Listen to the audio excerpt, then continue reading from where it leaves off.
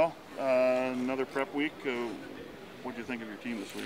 We had kind of an up and down day yesterday, but we bounced back in the second two-thirds of what we were doing yesterday, and I thought today the concentration level was pretty good once we stepped on the field. Yeah, you see more layers that Taylor's adding to his progression here and this week, his preparation? Again, last week's game's over. This week's game is here. We'll see. We've got our playbook. We've got the plays that we feel like have a chance to be successful, versus Winnipeg, and we've got to go out and we've got to compete and make it work.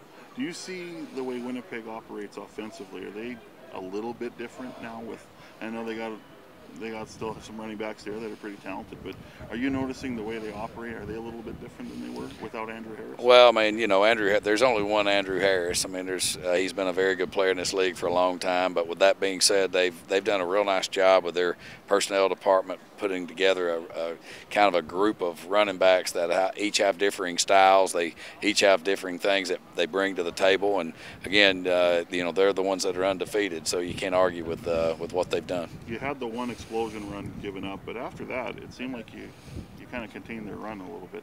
Well, if we'll ever learn to tackle, I mean, that's been our situation all year long. I mean, we had 3 or 4 people in position to make a tackle, and we're grabbing flags in the first quarter and putting ourselves in a bad situation. Like you said, other than that one run, we did a decent job defending the run, but guess what? They all count. Any explanation for that, Chris, in your mind? I mean, that's football 101. Well, I mean, we tackle every single day.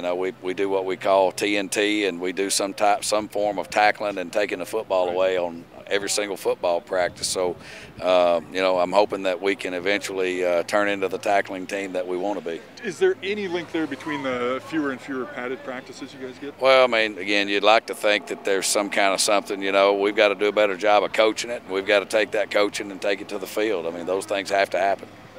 Chris, are you still finding Castillo's range in different situations? I mean, he's been called out to launch some bombs at the Yeah, you know what? I mean, he's comfortable from 50, and I mean, if we need it, he can go beyond that. But, at 50 yards, I mean, we've got to think that we can kick the ball between the pipes. The Bombers are 22-8 over the past 2+ seasons, so they've been consistently good. What kind of problems do they pose? Well, I mean, again, they've won 2 Grey Cups for a reason. They were very well coached. I can remember not long ago when they were about to run Mike O'Shea out of town, but he held true to his beliefs and the things that he knew work. Running the football, playing great defense, playing elite special teams, and that's still some of the things that they do. All right. All right. Thank you.